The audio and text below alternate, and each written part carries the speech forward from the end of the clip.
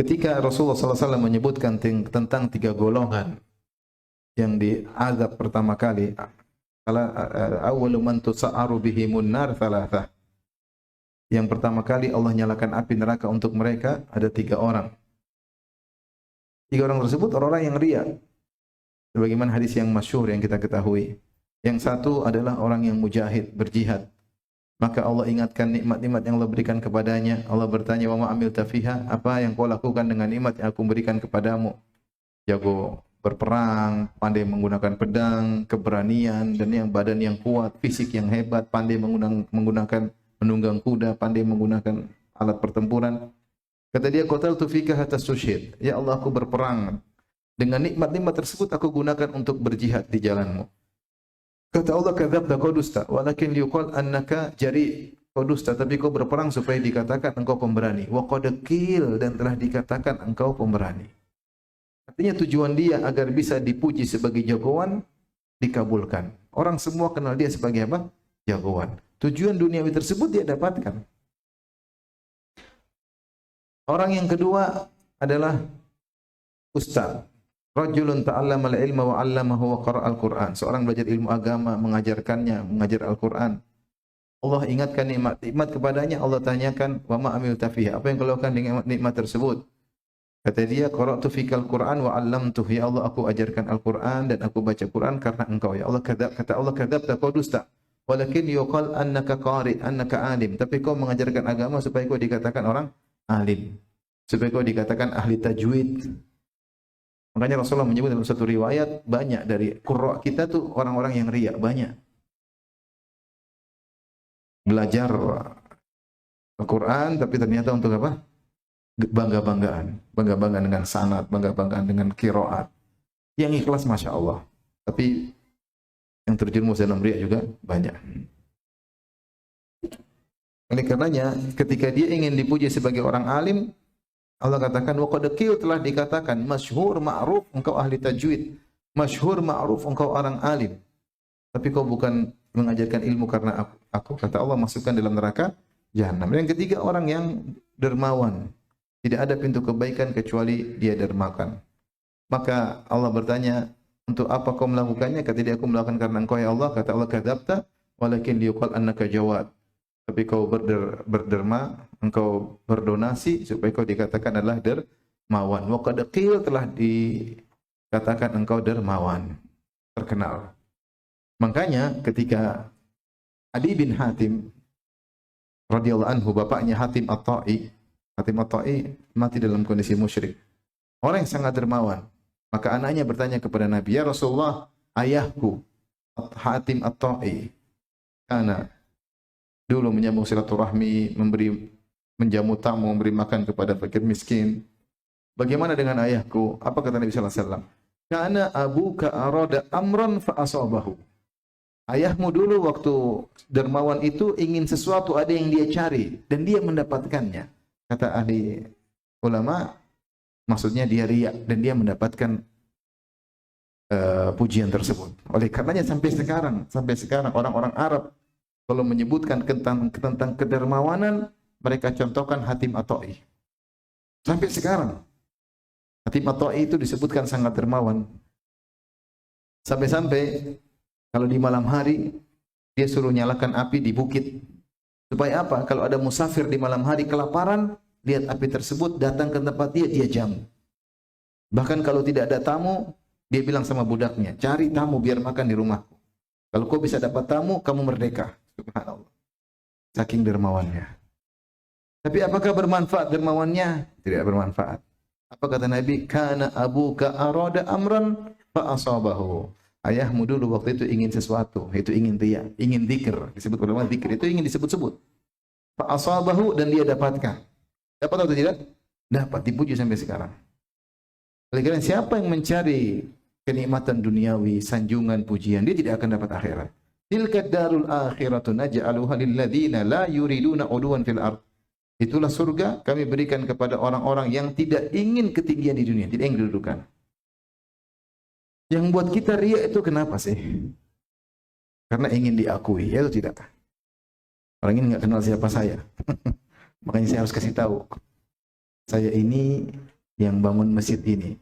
Saya ini yang ini. Saya ini yang bangun pondok itu. Saya ini yang memberi makan kepada fakir miskin. Saya ini yang haji sudah 25 kali.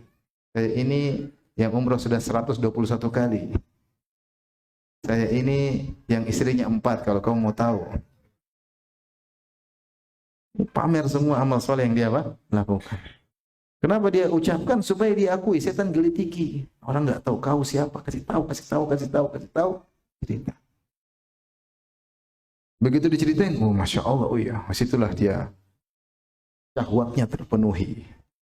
Makanya Ibnu Taimiyah menyebutkan, ingin diakui, ingin disanjung, disebut dengan syahwatun khafiyah, syahwat tersembunyi. Sebagaimana seorang yang lapar kalau lihat makanan bersyahwat, seorang pemuda ketika melihat wanita yang cantik bersyahwat, demikian juga seorang ingin dipuji juga syahwat. Syahwat, ingin jadi penguasa, ingin jadi pejabat, ingin jadi disanjung, ingin diakui, ingin dinomorsatukan, syahwat. Siapa yang ganggu syahwatnya dia tidak suka. Dia tidak suka. Inilah sebab kenapa kita akhirnya cerita amal soleh kita. Akhirnya kita ingin disanjung. Kenapa kita riak? Karena kita gila pujian. Dan ini penyakit harus kita lawan. Jangan kita biarkan.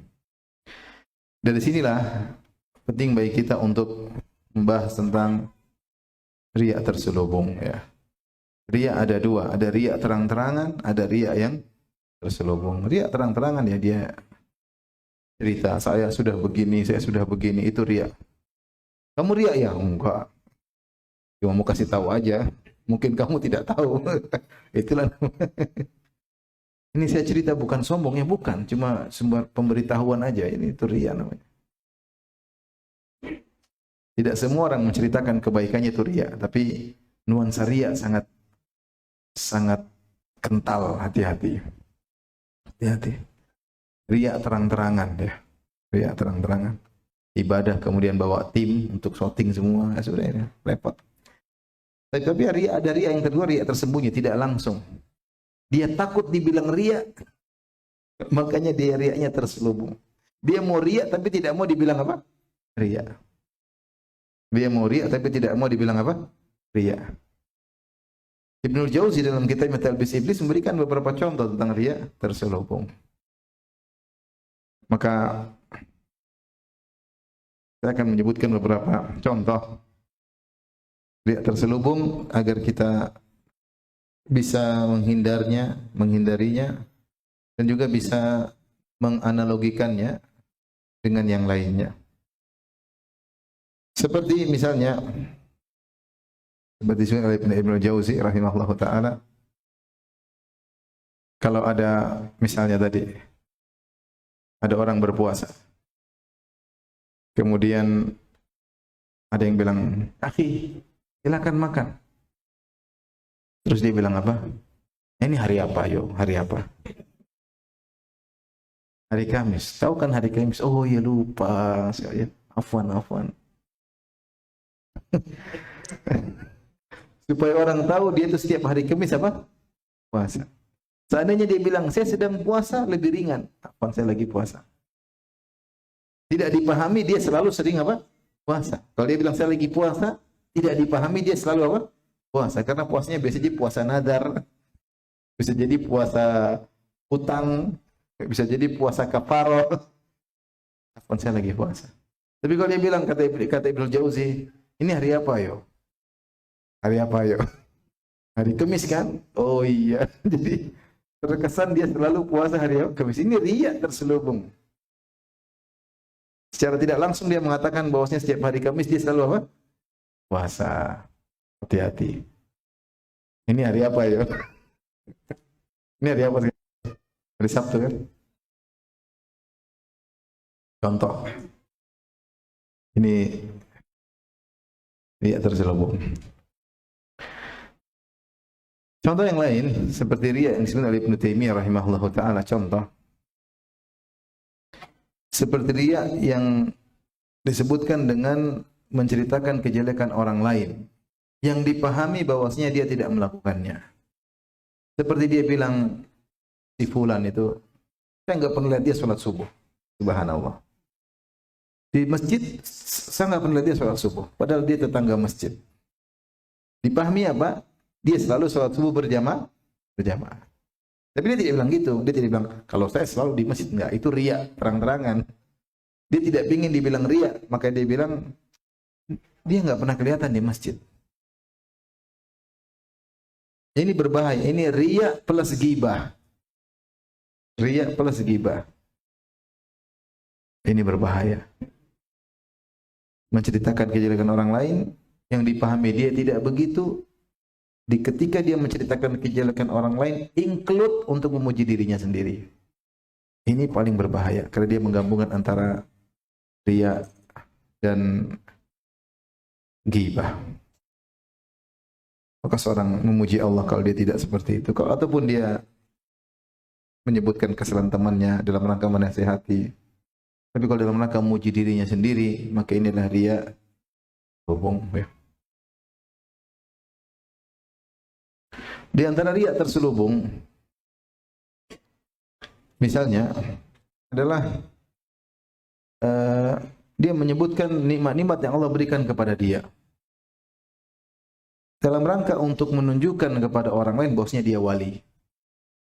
Bahwasanya dia itu diperhatikan oleh Allah, bukan untuk bersyukur.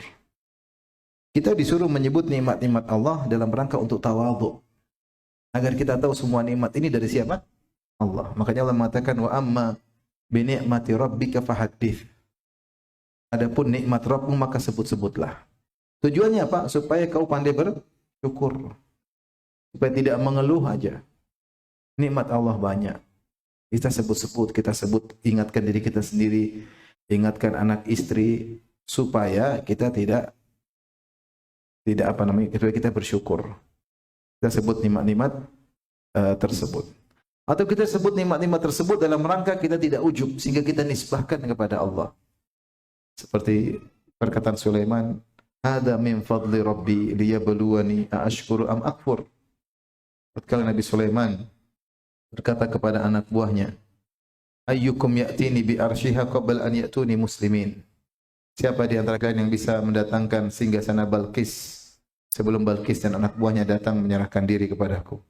Qala ifritun minal jinni ana atika bihi qabla an taquma min maqamik wa inni la alaihi laqawiyyun amin. Kata jin ifrit, saya bisa datangkan singgasana tersebut sebelum kau berdiri wahai Sulaiman, dan saya amanah dan terpercaya. Qala alladhi indahu ilmu minal kitab ana atika bihi qabla an yartadda ilaika tarfuk. Falamma istaqarra indahu, kata ada orang yang punya ilmu, saya bisa datangkan wahai Sulaiman singgasana tersebut sebelum kau mengedipkan matamu. Tiba-tiba singgasana Bilqis hadir di hadapan Sulaiman. Sulaiman berkata, "Hadza min fadli Rabbi." Ini karunia dari siapa? Rabbku. Bukan kemampuanku. Liyabluwani. Allah mengujiku dengan karunia ini. Ashkuru am akfur. Apakah saya syukur ataukah saya kufur? Oleh karenanya ketika kita sebut nikmat-nikmat Allah dalam rangka kita tawadhu, bahwasanya semua dari Allah. Bukan malah sombong. Bukan malah untuk riya menunjukkan kita ini wali. Oh, saya kemarin di sana, oh tiba-tiba Allah tolong saya selamat. Saya kemarin di sana tiba-tiba saya datang, tidak hujan tiba-tiba hujan. Allah, Masya Allah. Saya pas ke situ tiba-tiba begini, sehingga dia sebutkan semua macam-macam agar orang menyebut dia apa? Wali. Ini dia riya sebenarnya. Ingin diketahui karomahnya, ingin diketahui kehebatannya, ingin dipuji, ingin dianggap sebagai apa? Wali. Seorang ketika menyebutkan amal solehnya bukan untuk dipuji, tapi untuk bersyukur kepada Allah. Bukan untuk bangga dan sombong, tapi untuk tawadhu di hadapan Allah. Ini malah agar ingin dipuji, untuk diakui, untuk disanjung. Maka ini contoh riya yang tersembunyi, waspada. Kadang-kadang setan buat kita cerita sana cerita sini. Ya. Contoh lagi, orang bercerita misalnya sederhana tentang indahnya keberhasilan dakwah.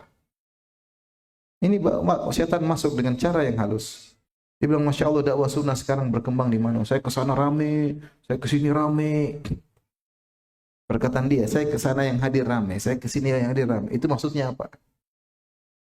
Maksudnya dia senang banyak orang udah ngaji, atau dia pingin pamer kalau saya kemana-mana apa? Ramai. Apalagi di syuting pakai drone, kemudian yang hadir ramai. Hanya Allah yang tahu. Tipis. Dia ingin menunjukkan saya hebat, saya kemana-mana, orang ramai. Atau dia sedang bahagia, kajian sunnah di mana-mana apa? Ramai. Beda atau tidak? Beda atau tidak? Beda. Kalau dia bahagia karena kajian sunnah ramai, itu tidak mengapa. Tapi kalau dia ingin menunjukkan saya kemana-mana ramai, dihormati orang, dikawal sama ini, dikawal sana, dia tunjukkan, itulah riya.